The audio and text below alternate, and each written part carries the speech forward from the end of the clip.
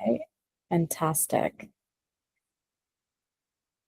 Well, clearly, Zach, you're popular with the ladies, just saying. Because there's a lot of ladies here.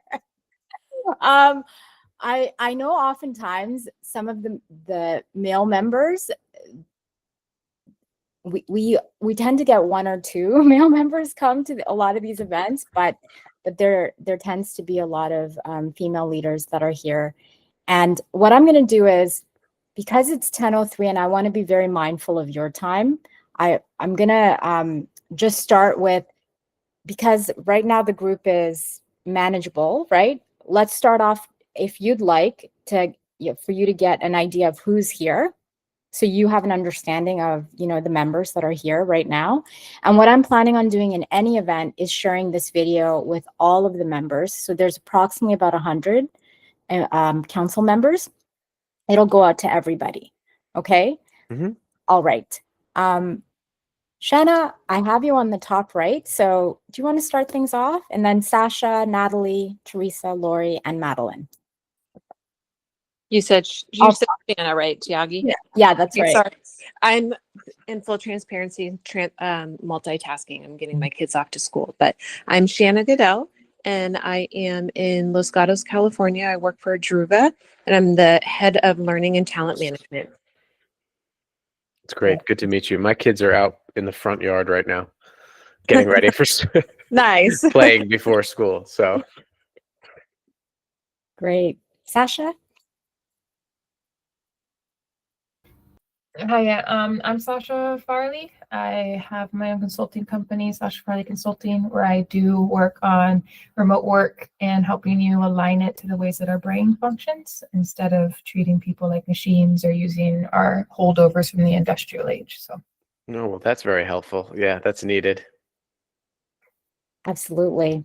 Natalie, over to you. Sure. Hi, I'm Natalie Casson. I own a boutique recruitment firm focused on accounting and finance that recruits talent across both Canada and the US.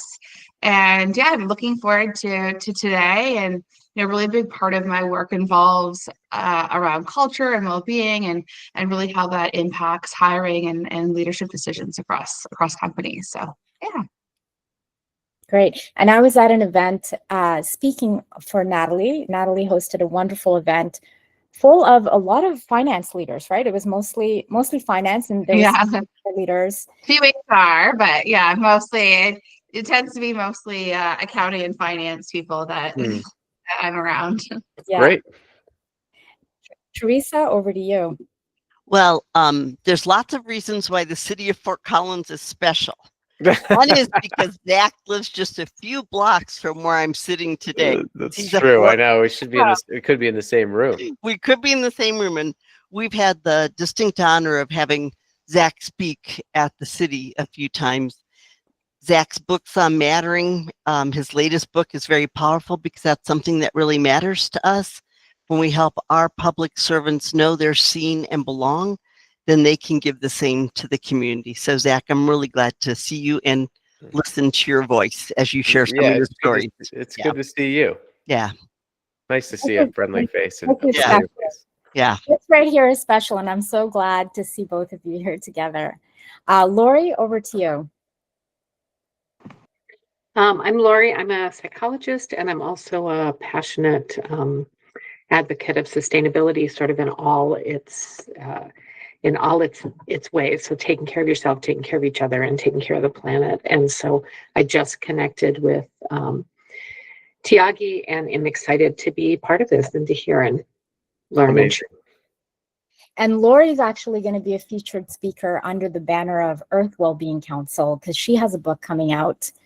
So very excited. And that's part of the reason why I invited her to also join and see this format.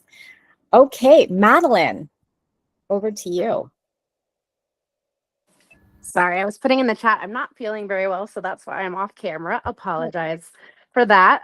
But my name is Madeline Desjardins. I am a Senior Director of Internal Communications and Employee Engagement at a tech company called WalkMe. And we were bought about a little over a year ago by SAP. So it's gotten very interesting. Wow. And I'm in Denver, Colorado, so not too far from Oh, some of cool. you. All right, Mike Fadul. Gentlemen. Mike, I'm not sure if you're just on mute. I am. I did an awesome introduction on mute. I apologize. I'm so sorry. I hope I can repeat it. So it's a pleasure, honor, and a privilege to be part of this group and to meet everybody. Mike Fadul. I worked in telecom for close to 25 years. And I've met Tyagi during my journey and work, and worked in leadership positions all my life, at least 2.5 decades. And when Tyagi introduced me to the council and to her mission, it kind of like filled my cup, and it was a truly purposeful mission that really dealt with what's going on in the workplace today, what's going on with the awakening that's happening in our employees and our teams, and the discussion that needs to happen at a highest level, and the groupthink that happens on these calls has been tremendous. So to be part of this team is fantastic. So thank you for having me, and looking forward to the learning. Thank you, Mike. And last but not least, Jacqueline, over to you. So good to see you again. Yes, absolutely. So I may be repeating myself just because I see some familiar faces. I'm Jaqueline Oliveira Sela. I sit in New York. I'm an actuary by background, and I have worked for now over 20 years on the intersection between health, wealth, and well-being for employees, either designing, pricing, building. And my latest accomplishment was as a result of years of research and a capstone at a program that I highly recommend at Harvard Medical School.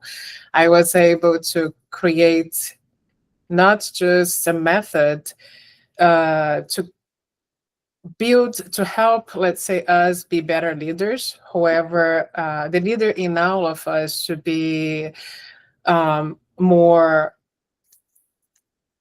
I would say, proactive, more attuned to the needs of what having a human-centric workplace could look like.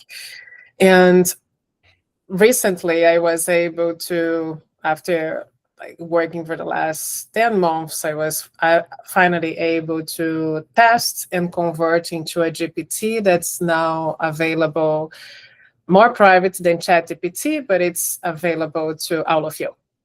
So that's my gift, trying to live to Laurie's point in terms of sustainability, trying to live the world we live in better than what we have found.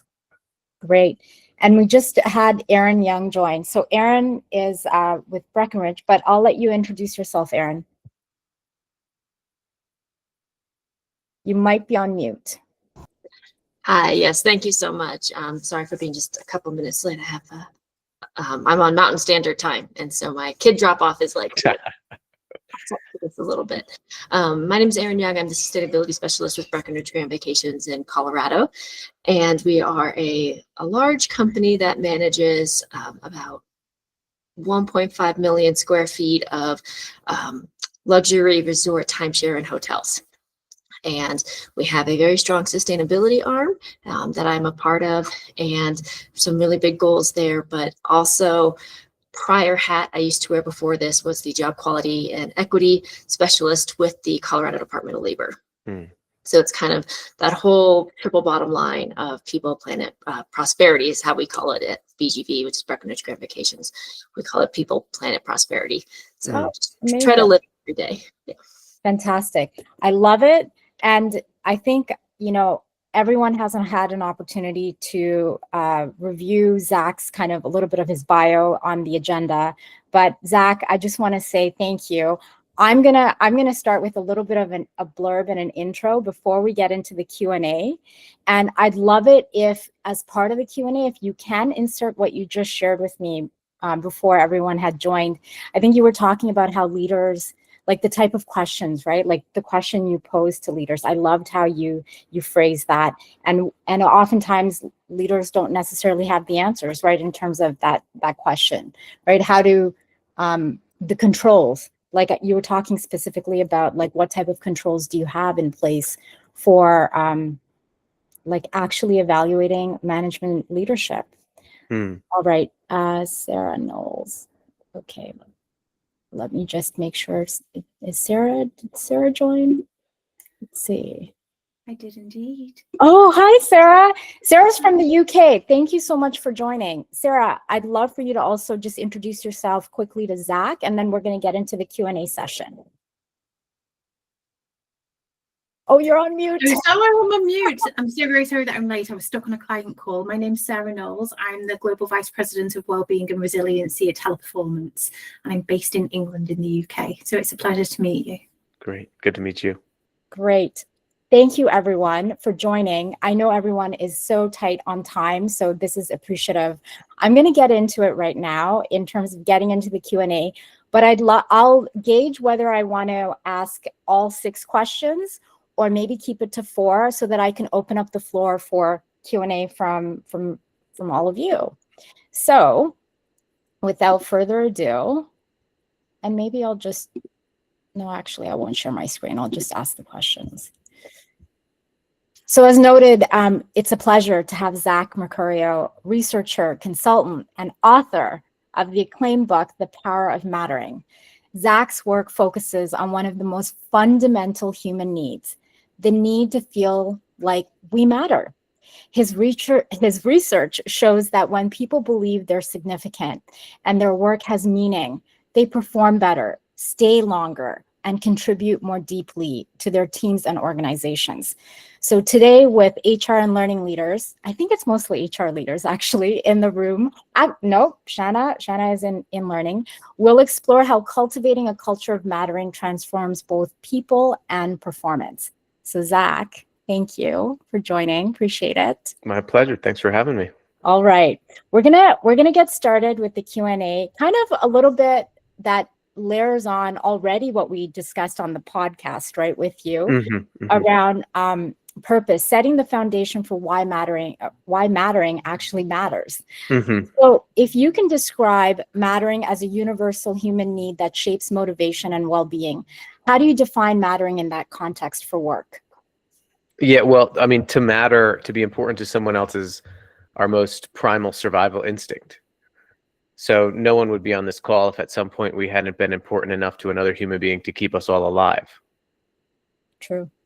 So to be important to another person is everybody on this call, one of the first things we do is we actually, when we're born, we reach out in a hugging motion. That's the first thing we do. It's called our grasp reflex. So the first thing we do is we search for our first caring relationship. And so that primal instinct, the survival instinct to be important to another human being, doesn't go away. It evolves into the fundamental psychological need to feel seen, heard, valued, and needed by those around us. And so when that is met, when we do feel that others are paying attention to us, when they see us, when they remember us, when they hear our voice, when they remind us that we have unique gifts that the world needs, when we're relied on, when we're needed by just one other person, when our presence and absence means something to just one other person, and we feel that, we experience what psychologists call mattering, right? Which is the experience of feeling significant to those around us. The reason why it's important at work is because people do not add value until they feel valued. One of the things that work and business, especially in the West, has gotten wrong, and it's antithetical to what we know about human psychology, is that we've expected people to be valued once they add value. We have recognition programs that give them awards, peer kudos if they've done a good thing. If they've earned enough money and earned commissions, we give them a free parking spot, or back in the day, I guess there was a parking spot. But the opposite, you didn't add value. And the reason why is because when we feel seen, heard, valued, and needed by another person, we develop two beliefs that are most predictive of performance. Those two beliefs are the belief that I'm worthy, self-esteem, and the belief that I'm capable, called self-efficacy. The number one predictor of both of those beliefs is not sitting in your office chanting self-affirmations to yourself or reading self-help books. The number one predictor is verbal reinforcement from others. Being in supportive relationships in which someone reflects back to you the evidence of your worthiness and capability, so that you can develop the confidence needed to add value. And the more you add value, the more you see how you're valued, the more you feel valued. And that's the upward spiral. So I bring that up because there's two sides of mattering: feeling valued and knowing how we add value. These are theorized by a psychologist named Isaac Prilotensky. He's an amazing scholar. But that relationship is very important. It's very hard. You know, if I were to summarize the work motivation research in the last 50 years, I would say it's almost impossible for anything to matter to someone who doesn't first believe that they matter. And so if you want human energy, you have to meet that basic primal instinct. And I always say that if it's a basic human need, it has to be a basic leadership skill. That is so true. And I feel like it's a muscle, right? That needs to be trained. And folks need coaches, right? We need coaches for all sorts of things. Why not also, especially around things around emotional intelligence and the layer specifically around the piece around mattering. Now, I'd like to kind of look back a little bit on what actually brought you to the studying of mattering, because that's how, because when you and I originally spoke, I think we talked a little bit about your career, right? Especially when you first started. And it was very different from what you're doing now. So if you can just share with us, like, you know, perhaps the research that helped you reveal, you spoke a little bit about it right now, but about how it impacts performance and belonging. So, like, what body of work, what type of research kind of? Yeah. Can I just make a point? You said we need coaching to do this. Well, one of the things that we're finding, and the reason why this terminology of mattering I think is important, is because there's a lot of things right now that are symptoms of a mattering deficit.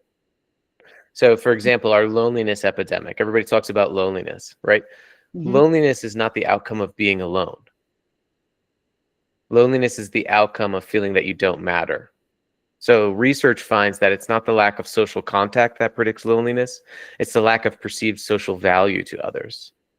So what's eroding is our quality relationships with one another, in which we see, hear, value, and show others how they're needed. The other is like disengagement, for example.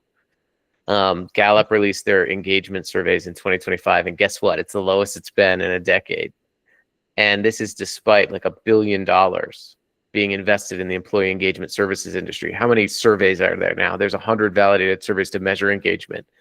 We have wages have increased 42% in 8 years. We have well-being programs, DEI programs, perks culture. We should all be asking ourselves, why are 7 out of 10 people self-reporting they're emotionally uninvested in their jobs? There's 2 data points it's important for, I think, everybody on this call to remember, is that just 39% of people in that sample said they strongly agreed that someone at work cared for them as a person.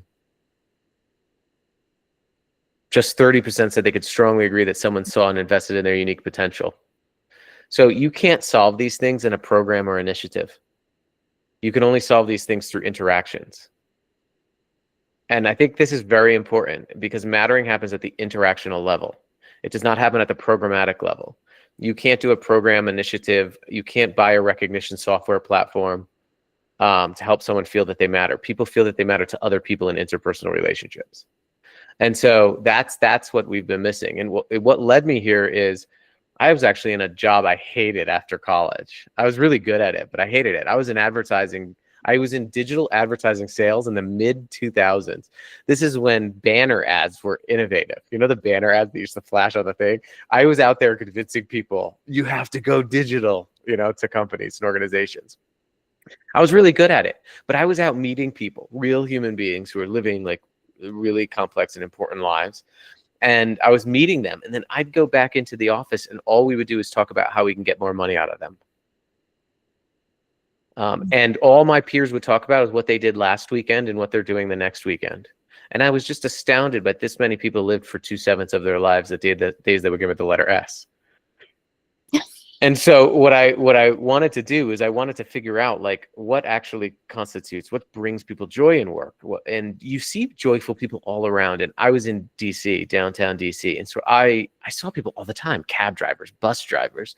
And I have this one instance with this cab driver that's sort of is the only reason why I'm here talking with you right now is I was in this parking lot outside of Reagan National Airport. And I saw this cab driver and I got out and I said, hey, he said to me, hey, how's it going? That's one thing on the East Coast is you don't really ask how's it going randomly on a weekday, but he did. And I said, oh, it's good. Is it almost the weekend yet? And I was, I fell into that trap.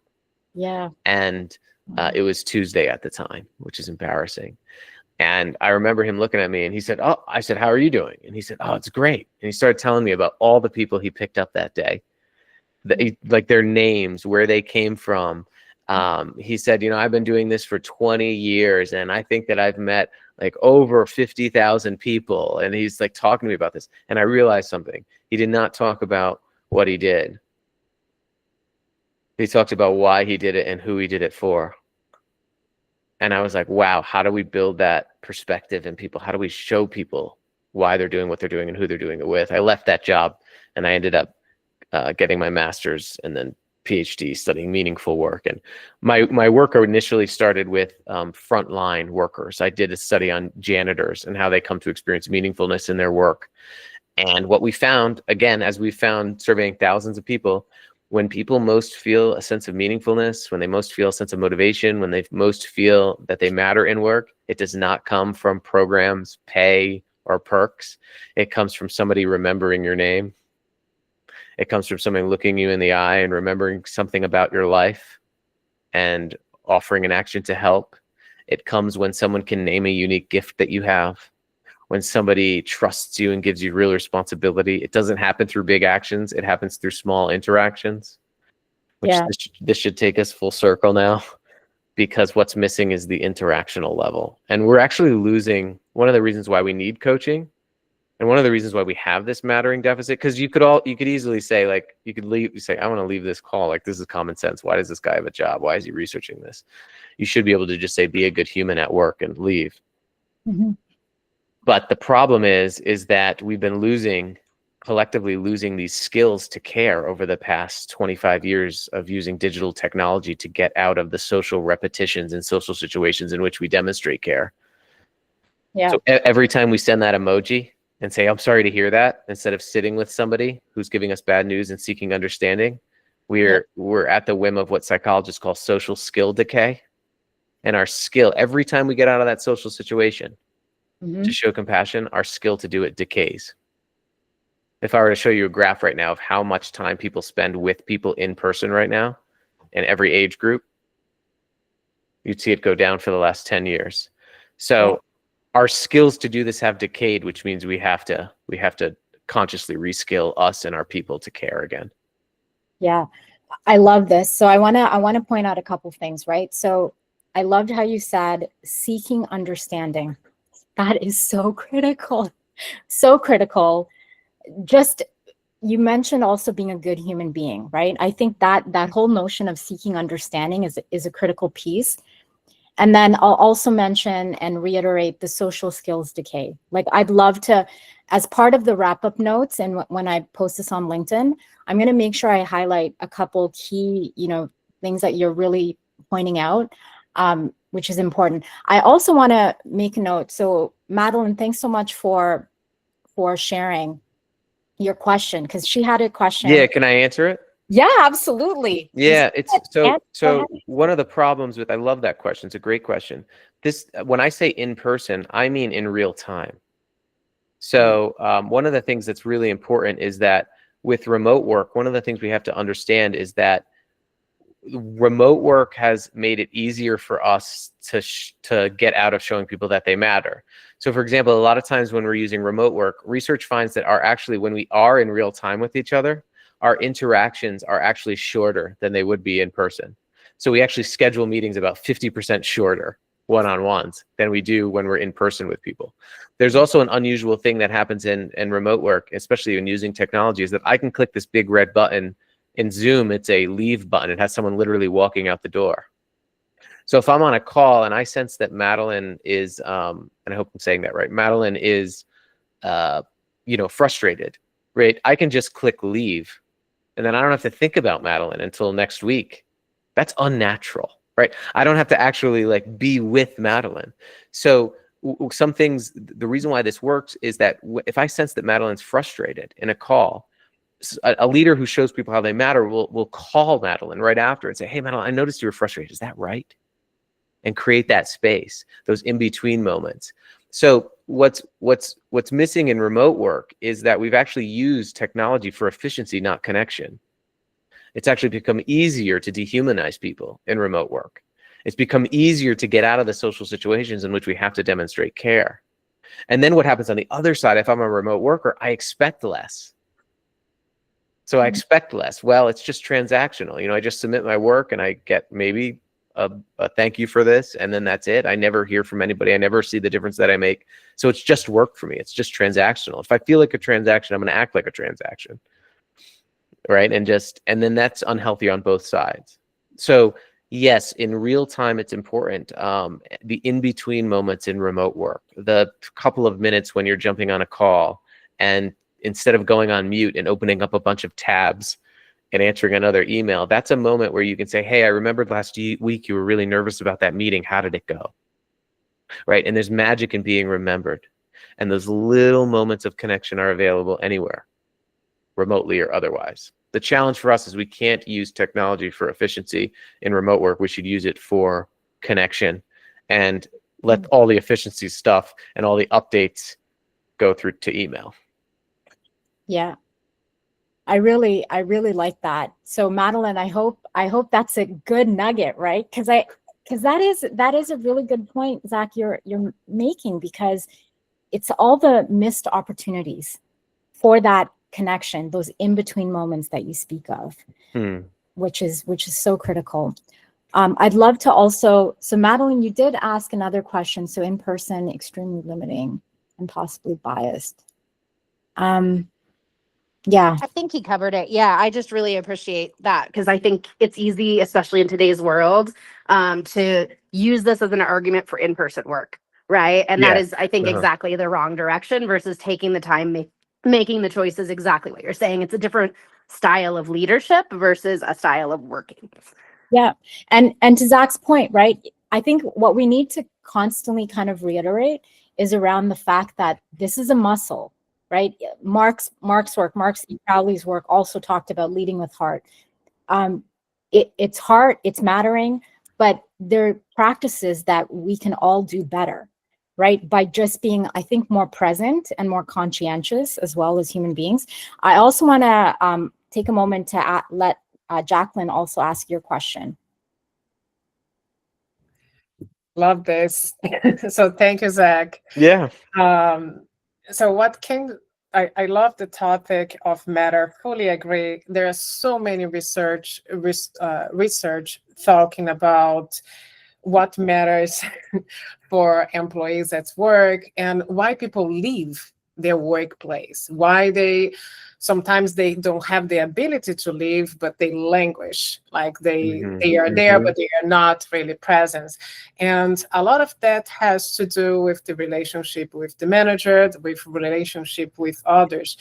And as a topic that I have been studying, like even though SAFE I built as an additional resource for someone who is having a difficulty, for example, on a conflicting relationship, and instead of harming themselves or others, they can get on a stock.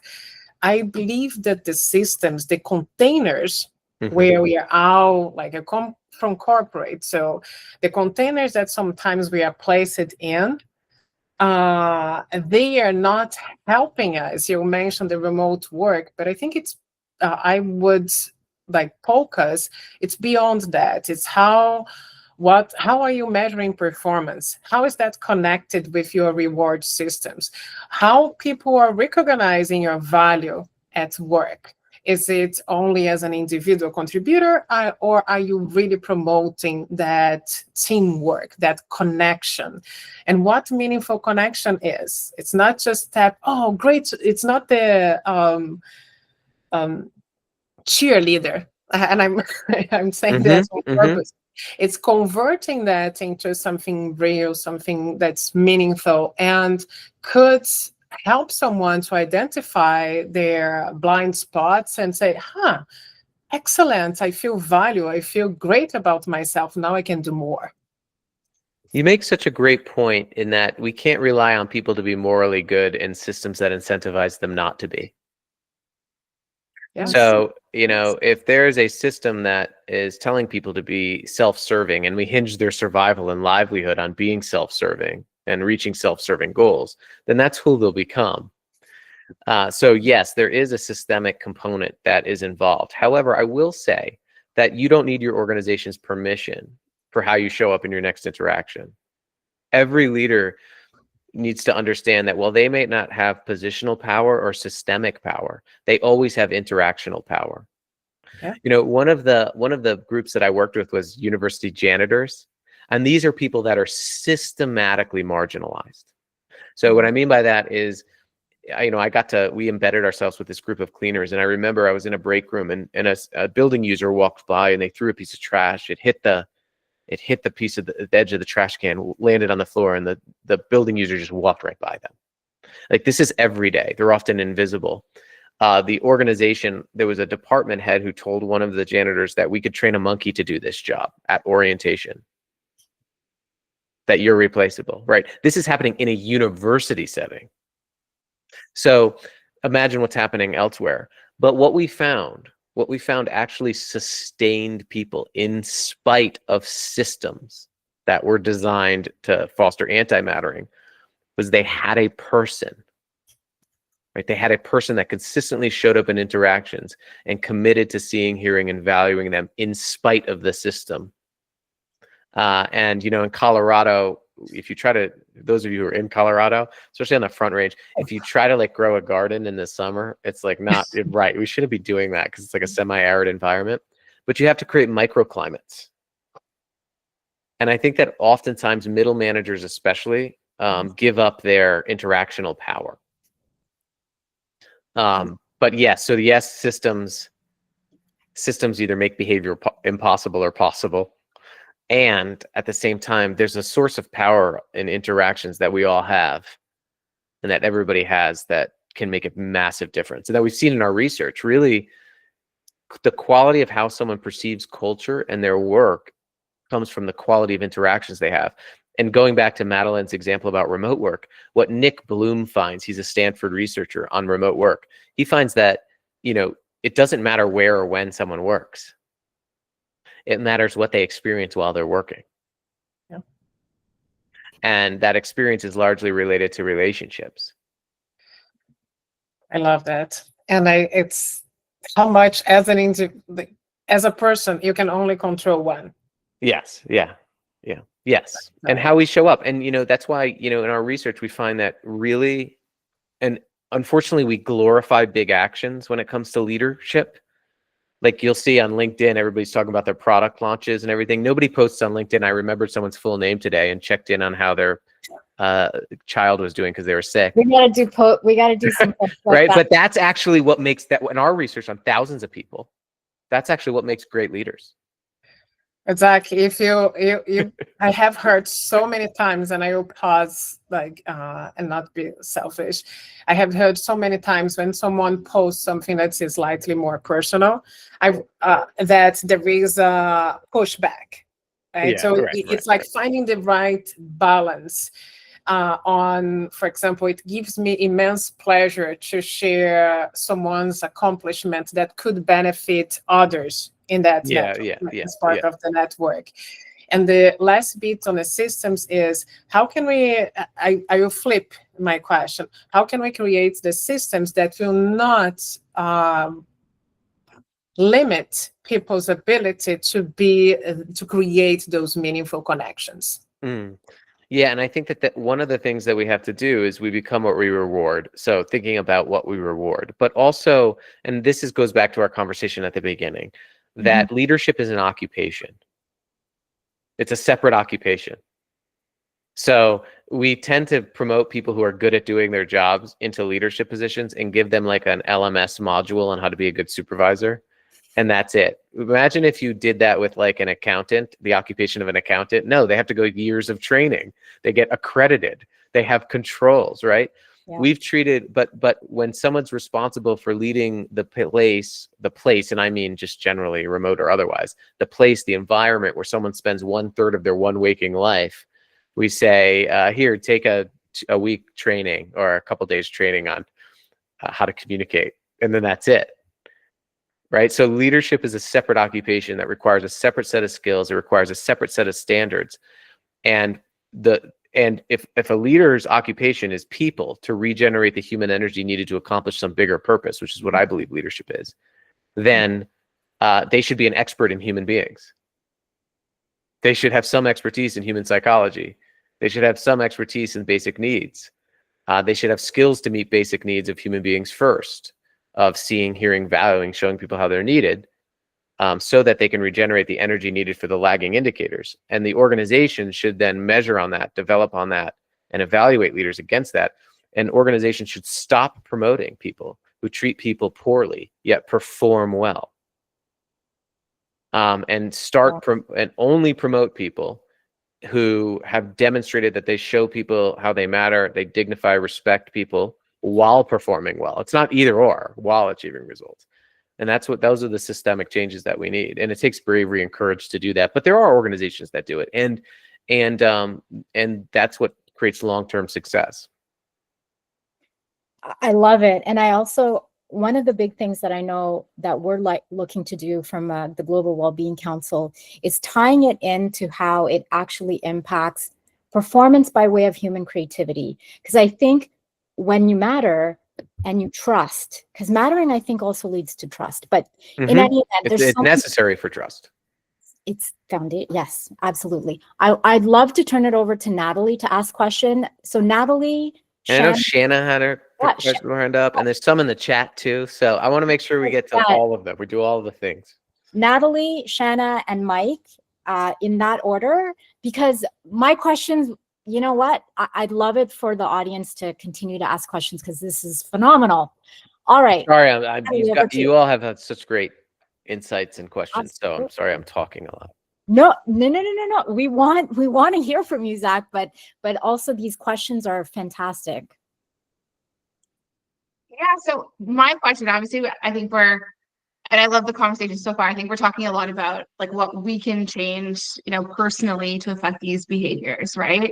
But I was wondering, obviously it's very hard to change the behaviors of other people as well, right? So when you're looking at an organization and, let's say maybe you see yourself or directors that are maybe implementing some of these behaviors, but then maybe you see like specific managers or supervisors that maybe are not doing this.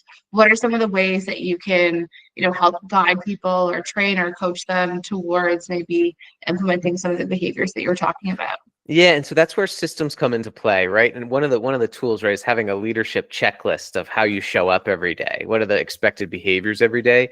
And making sure anybody like supervisors, for example, knows what those expectations are, and they have an outlet to share when they're not happening. For example, we'd never say, oh, some pilots do the pre-safety checklist and others just don't, it's just kind of how they are. Or some surgeons go through their mental check-in process to make sure they're safe to go into surgery, but others don't, So, but we do this with leadership all the time. Like some people are just really good at giving feedback. Other people in other departments don't, right? There needs to be a system and an expectation, right? That to lead another person, you have to meet these minimum qualifications to care for other people. And so I think that's a systemic piece. I think the other piece, if you're with people who don't do this, the question I always get asked is, what do I do if my leader doesn't do this for me? And I always ask them, do you do it for them? What's interesting about mattering is it's non-directional. There's this principle in psychology, it's called the complementarity principle. What it means is that if you're in a relationship with somebody and say someone never checks in on you, and they never thank you, research actually finds that if you start checking in on them, over time, that person will start checking in on you. It's actually what's held our society together. It's this principle of reciprocity. It's called the norm of reciprocity. And so one of the things is, I think that every interaction is an act of culture building. And so oftentimes what happens, so there's two things that happens when we feel that we don't matter. We either withdraw, withhold, stay silent, or we act out in desperation, usually in toxic ways, gossip, complaining, blaming. And so many people that are in our organizations that aren't doing this, that are acting out in toxic ways, I would argue are actually people who experience low levels of mattering. And in my practice, I experience that as well. So I think this has to be non-directional, interactional, and we have to have systems that expect the behavior from everybody. So it's a natural, when it's not happening, it's a natural, like, hey, we're not doing the thing. We're not like meeting our basic minimum qualifications as leaders. What's going on here? I love that. Is that part of your evangelization? Like, is that something that you're looking to implement? Like, I'd love to understand. Me? Yeah. I want leadership to be treated as an occupation. I think my next book is going to be called Occupational Handbook for Leaders. Like we have occupational handbooks for everything else, because not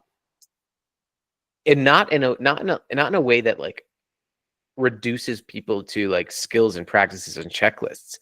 It just is like, what is the minimum qualifications needed to lead other people? I would say that caring for people and knowing how to care for people is a minimum qualification for leading them.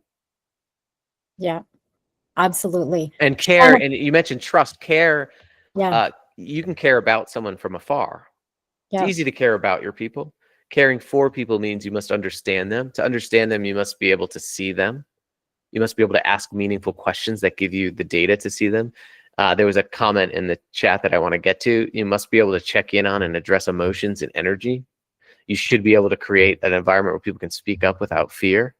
You should be able to go above and beyond to thank you and name someone's unique gifts. You should be able to show people exactly how they and their work is needed for some bigger purpose. Like, I think those are like, I think what we're talking about with mattering, because it comes first as human beings, I think it's also the baseline experience that everybody deserves to experience in work. And it must, to actually sustainably produce results.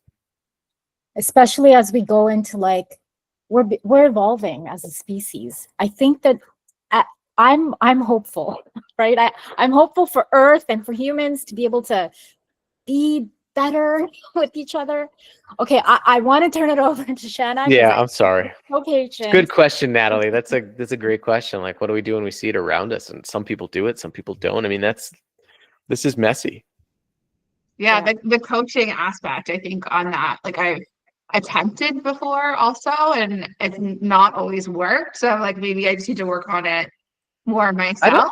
I don't think it's just, it's not just on you. Like we have to also, people have to be like ready to do this work. But I would say that there's usually, a lot of times we label people. We have labels in our organizations. We're taught to label people: difficult people, toxic people, underperformers, high performers. The moment we label something is the moment we stop seeking to understand it. So sometimes when we in our brain say, oh, this is a difficult person, we actually treat them as if they're a difficult person. They actually start to see themselves as a difficult person. They start to act like a difficult person, and the cycle continues. So, I encourage you to just, what I do is I try to take a step back and say, this is a human being, probably a mother, father, friend, partner, beloved person to somebody else who's acting in ways that I perceive as difficult.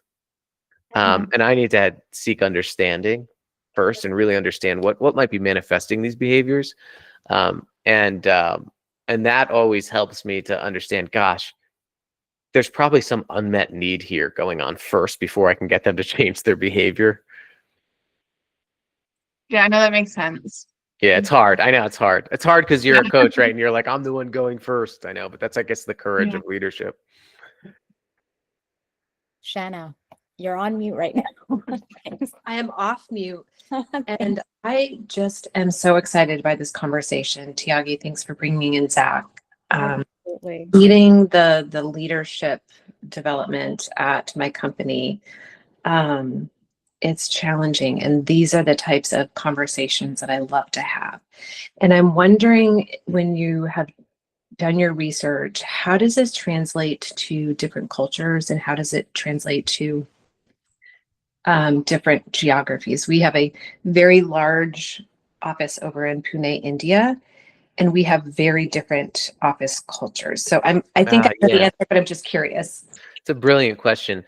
What we find is that mattering is actually a human instinct and human need across cultures. If you ask anybody, in any context, low context, high context cultures, if you ask them who'd prefer to feel unimportant, nobody is like, oh, me, right? Or it's also generation. It's also across generations too. Like I've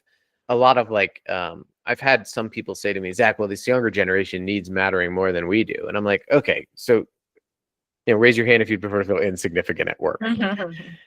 Nobody's like, hey, I'm a baby boomer. I prefer to feel unseen. Right.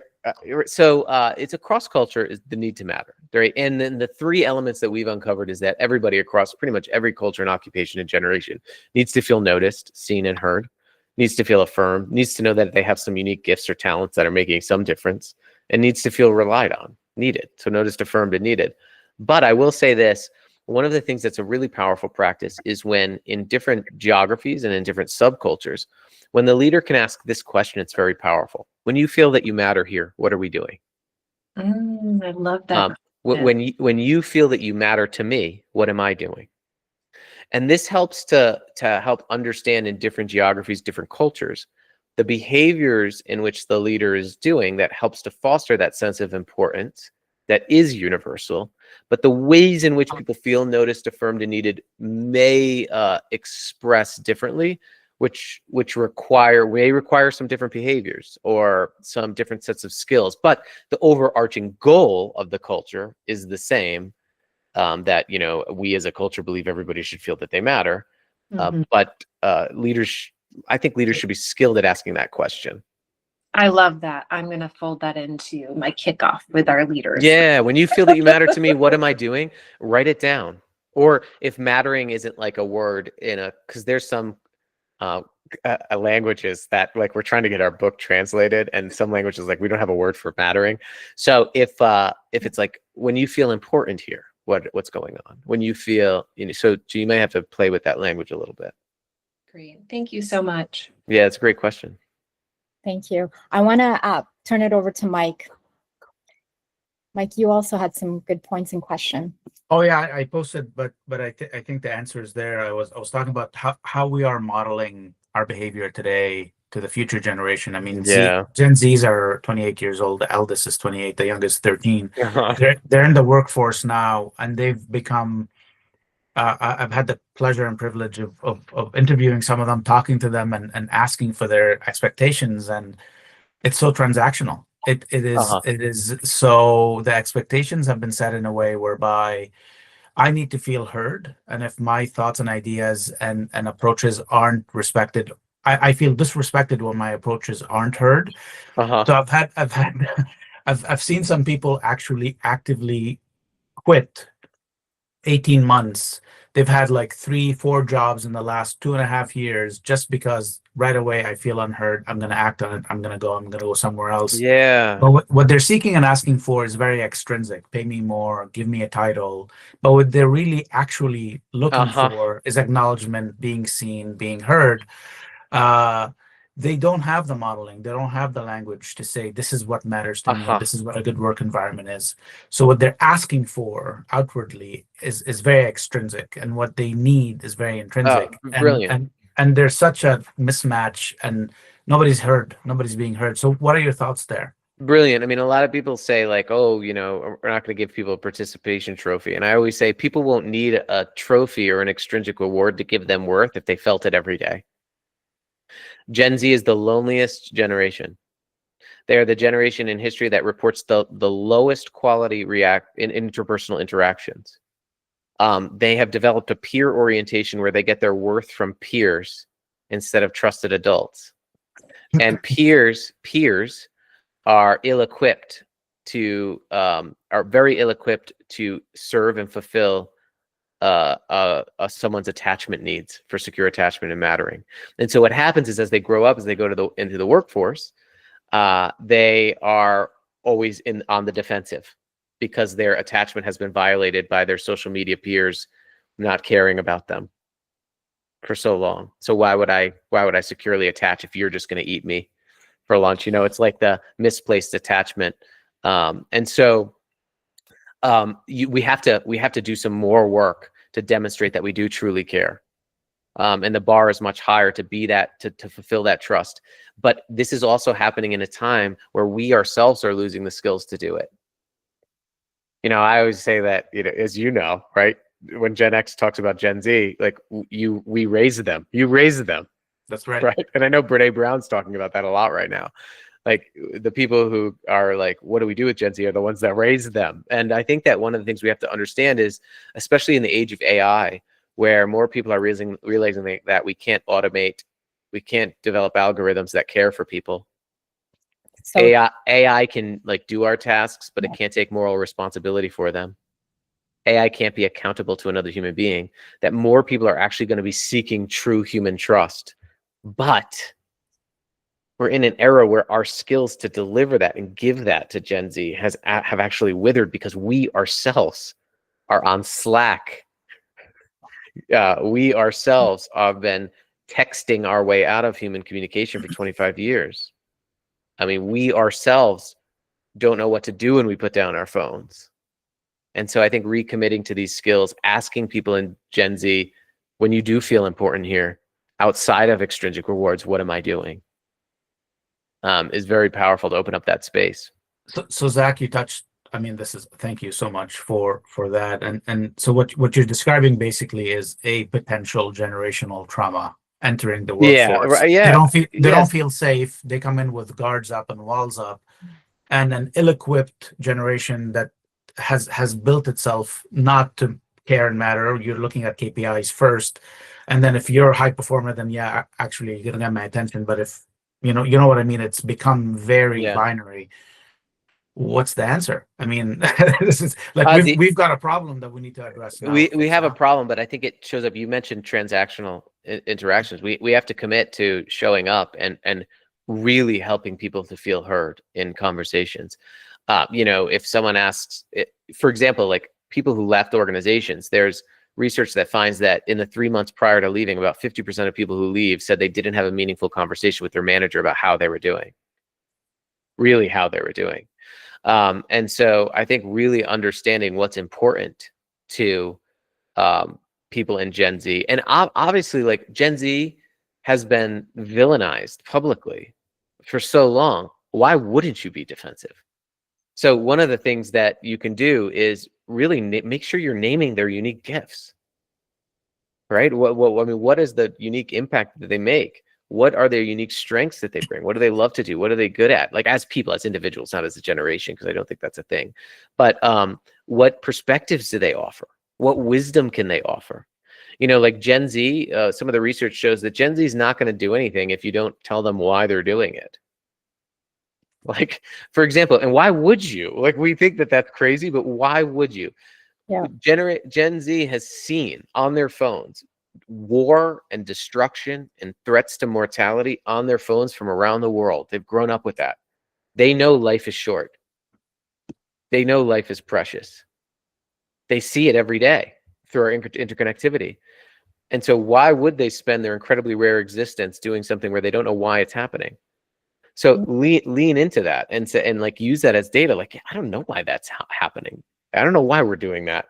Can we let's find a reason together. Let's find it together. And I think that can go a long way.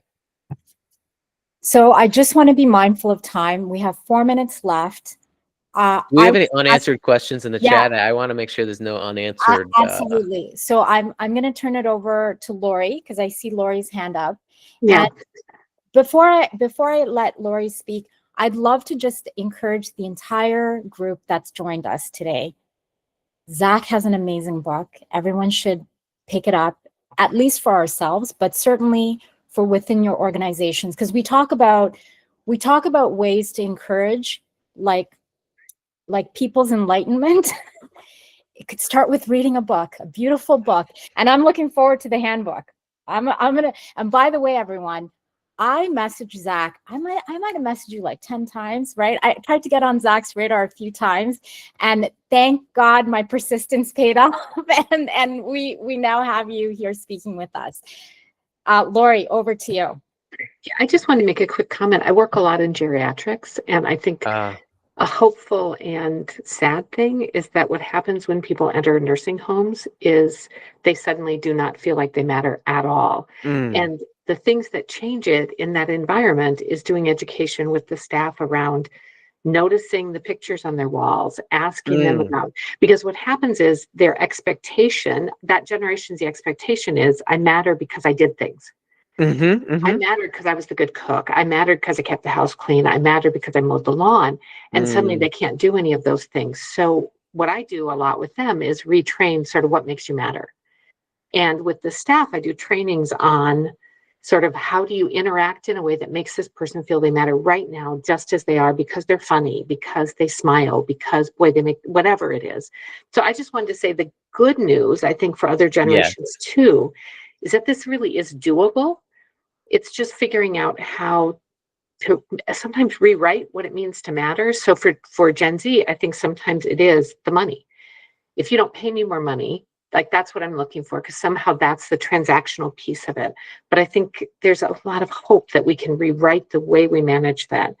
And the other very brief thing I wanted to say is that I love that you talked about how any leadership position can be the one who changes and makes that person feel mattered. I just had a client, a younger client, who entered the workforce in a hotel as a janitor, as a custodial person in a hotel, and they love it. Good.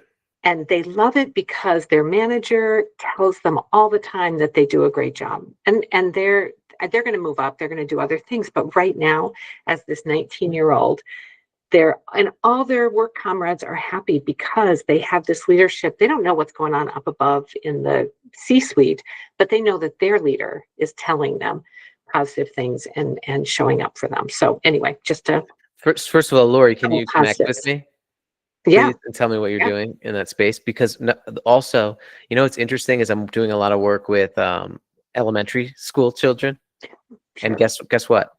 It's the same practices. And when one of the things that we're finding and that research has been showing is that one of the best ways to improve and reduce student truancy or absences is that when they're absent, if the teacher tells them why they were missed. Hey, I missed your friends laughing in line for lunch. I really missed that about you. Research shows when students are told that they're much more likely to show up. But this is the same true. We all want to know. We all want to know that our presence and absence means something to just one other person. Yeah. And I love that. I love what you're doing at that age. Yeah, I love it too. I honestly want to actually share this entire video with everyone on LinkedIn, because I think this is phenomenal. But it requires me to get sign off on everything from a logistics standpoint. Zach, for sure, I'm gonna edit your comments specifically, right, and put it into a video that can be consumed, because your words matter. Like everything. That's in it for like, you can't. I didn't do short enough sound bites, I guess. You know what? Let me think about it. If I can get everyone sign off via email, I will absolutely do that. And you know, it wasn't a huge group, so I think I'll be able to do that. I just want to say thank you, Zach. You are phenomenal. The work that you're doing is phenomenal. This has been such a pleasure for all of us to hear from you. Thank you. My pleasure. Thank you. All right. Have a great day, everyone. Off to meetings. All right. Take care. Bye.